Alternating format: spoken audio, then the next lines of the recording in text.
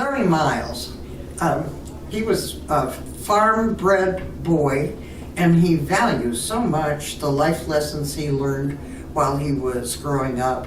But he decided that farming was not going to be his business as an adult. Some of his friends said that they thought Larry should be a doctor because he didn't mind the blood and gore that seemed to bother them an awful lot. But he decided as an adult that he was going to go, he started, I guess, with geology, but he ended up with petroleum companies, and he ended up being a landman. He really, really enjoyed his job all of the time that he was working. He was able to retire when he was 50 years old. He said if his father had been alive at that particular time, he would have said, "Larry, you need to go get a job, son."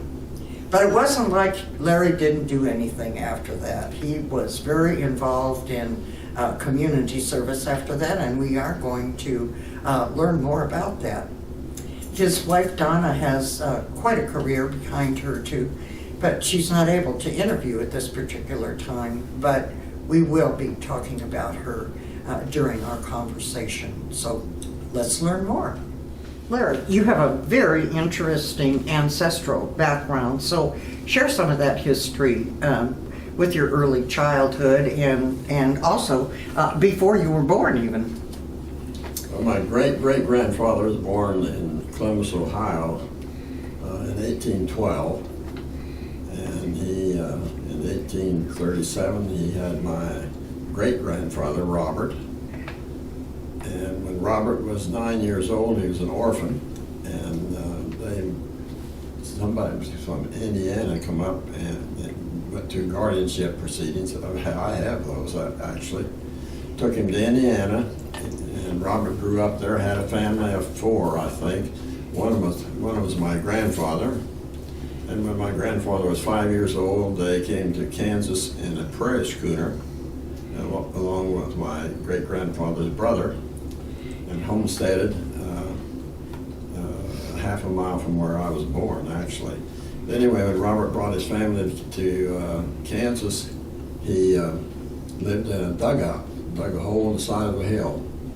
And I know within 3/4 of a mile where that was, but I've never been able to locate it. I would love to locate it. So where in the state was it? Because it was that's kind of flat, Kansas is. No, it's hilly there. I mean, it's not flat like western Kansas. It's about 100 miles west of Topeka, or 30 miles west of Manhattan. Okay, all right.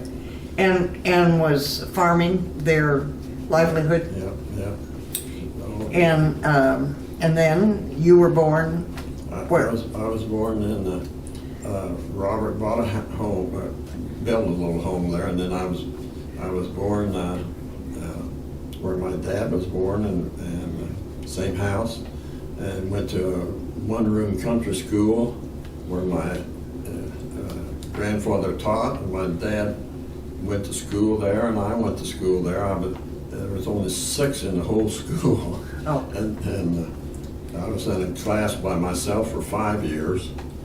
Then went to Greene, Kansas, where the high school was. There was only 17 in the whole school. We had a heck of a time even fielding the basketball team. But they did, I guess. They did. In 1952, I graduated from there, and then spent 6 years on a farm with my dad. What was the farming? Was it? Wheat, corn, what we call it milo up there. Down here, I think they call it maize or something like that. But no cotton or anything. Wheat, mainly wheat and corn, milo. Okay, so no animals? Or? Oh yeah. We raised cattle, hogs, chickens. Yep. Okay, so a lot of work. You decided that that was not what you were going to do as a living, so you decided you wanted to go to college? Well, that was, there, as I told you, I think divine intervention came in here, and I didn't realize it at the time, but I think it was. I was 6 years out of high school. I was and my dad had heart trouble and wanted to retire, but he was staying on the farm for me, I thought. So 6 years out of high school, I was disking corn stalks one day. And I know exactly where it was. And thought came to mind, I wonder if I could go to college. So the next day, I probably with my Wolverine work shoes and my khaki dress-up pants, I drove to Manhattan, Kansas, to Kansas State, walked into the registrar's office, and I think I said something like, how do I go to this college, or how do I go to this school? They probably went in the back room and laughed and said, well, let's let him in. So, anyway, they let me in. I started out in geology, and in fact, I didn't have chemistry or advanced algebra or anything in high school. So my first year, from freshman year in college, I took college chemistry, and I got through it with a C, but for a long time I didn't know what a mole was. M-O-L-E. A mole to me was an animal on the ground. I had a lot of help. Then I transferred to business and graduated there in 1962. So what was your first job? First job was with Pan American Petroleum, and that was another divine intervention, because when I was a senior in college, I'd been interviewing companies, the Ralston Marine in St. Louis and various companies. But anyway, one Friday afternoon, I was just walking by the placements office, and I thought, I'll just stop in here and see who's going to be interviewing next week, and I'll put the name down. Well, at that particular time, that very moment, Pan American Petroleum had, at Standard of Indiana, had an opening for a petroleum landman job, interviewed. So I just sat down. I didn't know what a petroleum landman did. I had worked for the ASC office, agricultural office in Clay County in my spare time, and I knew legal descriptions and knew aerial photos and all that stuff backwards. But anyway, I guess I must have impressed them, because they offered me a job in 2 weeks and started in Liberal, Kansas, as a petroleum landman. All right. And I think maybe you met somebody pretty special while you were there. Another divine intervention. My secretary's husband was a principal in a school in Liberal, and Donna taught in that school. And the principal told his wife that he had a teacher that wanted to sublease her apartment for the summer. So Marianne told me, and if I'd be interested, I said, now why would I want to go down there and sublease her apartment for 3 months and then she'd kick me out when the fall comes? But anyway, God was probably pushing me again. Anyway, I drove down there and met her on Sunday night to view her apartment. Anyway, when we ended up, I asked her, I said, I'd like to go to dinner sometime. She said, well, I might. She said, you know, I have a 3-year-old daughter. And I said, oh, that's okay. So I said, this is Sunday. I said, I'll call you. Thursday, she didn't think I would, but I did. So we went out, and that was the start of our relationship. Anyway, I ended up not subleasing her apartment, but I leased the apartment next to her. Oh, okay. Because I was living in an old dusty apartment upstairs in the house. So how long did you work in Liberal? We left there, we were married in 1963, and we left there in 64 and went to Columbus, Ohio. I was transferred to Columbus, Ohio. And Donna taught Westerville up there.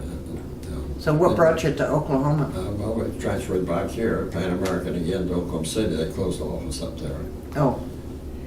And then I thought they were going, which they did, they were going to close this office either in New Orleans or Houston, and I didn't want to move anymore. So my boss at Pan American knew the president of Woods Petroleum, and the president of Woods Petroleum said he needed a landman. He just fired the landman that was there. And so my boss at Pan American actually got me my job at Woods Petroleum. Yep. And I was forever indebted to him for that. And did you stay there until you retired with Woods? Yeah. Okay. The retirement at 50. I probably wouldn't have retired at 50, except Woods was in the hostile takeover. Oh. And if I got out of there then, I could take my retirement and everything out of there in a lump sum, and so I just did it. Okay. Well, you You're gained... right. My dad would have said, kid, You need to get jobs. Okay, okay.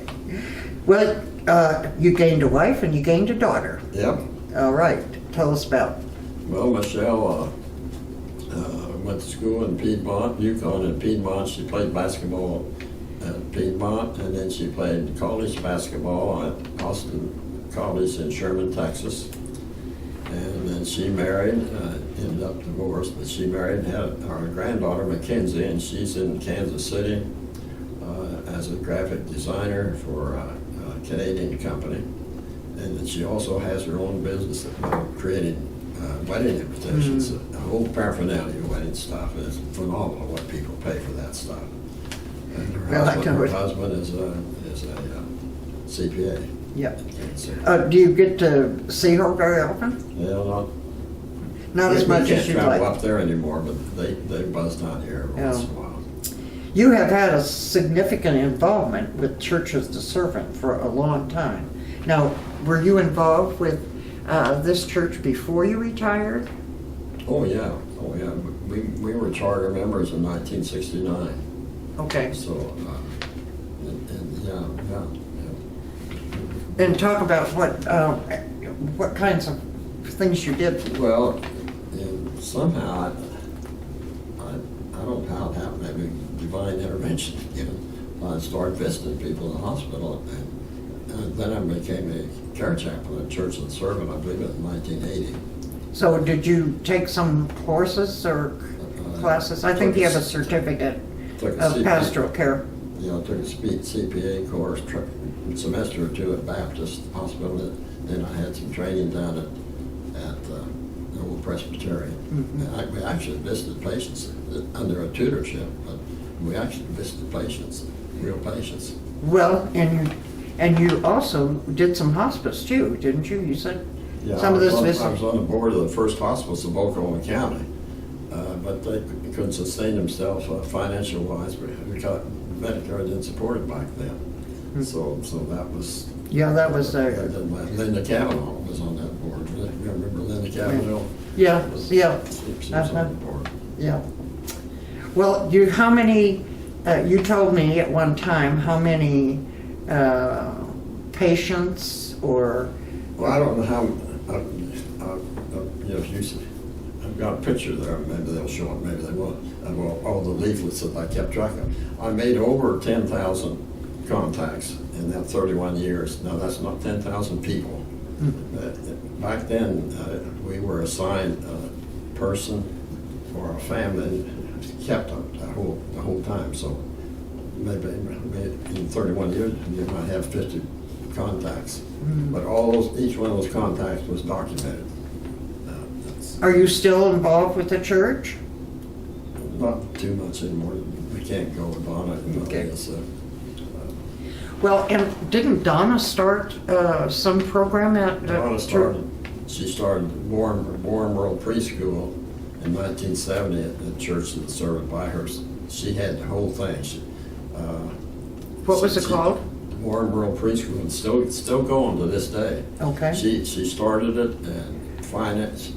Did all the financial stuff, hired the teachers. In fact, the first 1970s, she had 30 3-year-olds coming and 34-year-olds coming the next day. The first day there, Did she teach? Yeah. Her associate teacher, a helper, called her at 9 o'clock the night before, said, I got a full-time job with Oklahoma City Public Schools, so I won't be coming. So Donna had 30 3-year-olds that come the next day by herself at school. And then 34-year-olds that come the next day. But she finally got a teacher.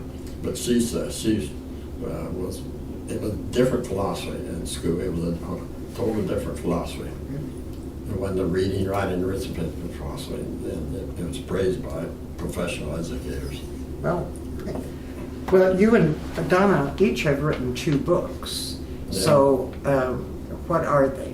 I mean, your books. I got one was Charmed by the Spirit Keeper and Running Without a Soul. Both of these are published.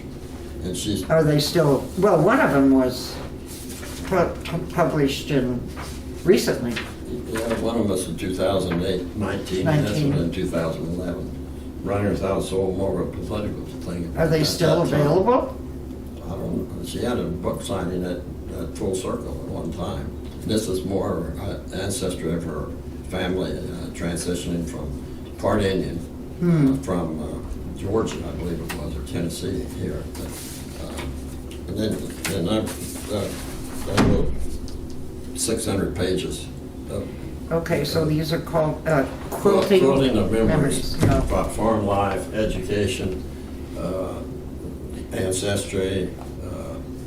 Just Well, and all your kinds of stuff. second book covers pretty much The same- your same- life, your same life, business, yeah. your life, and it's loaded with pictures and writings and Donna, bless her heart, we essays. spread these all out on the floor and titled the pages and stuff, and she typed all Typed this all stuff, of and it. we took them to Norman, had them printed and bound. Well, I have to say that Donna has a beautiful voice too, and I'm hoping that when this gets on our EVTV, that we will be closing with that Ave Maria that she sang so beautifully. I hope that's included. I've never heard of it. Well, you've served on some boards, Larry. What are they? Well, I served on the hospice board and then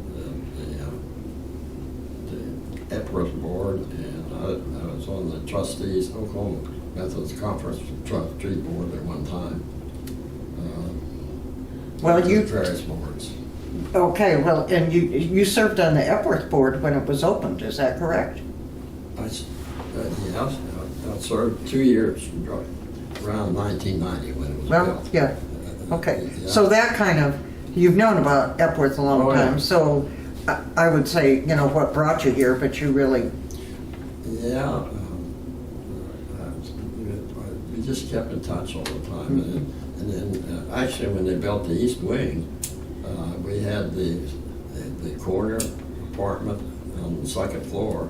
We put a deposit on it, and then we decided, as you've heard before, we're not quite ready, so we backed out of it.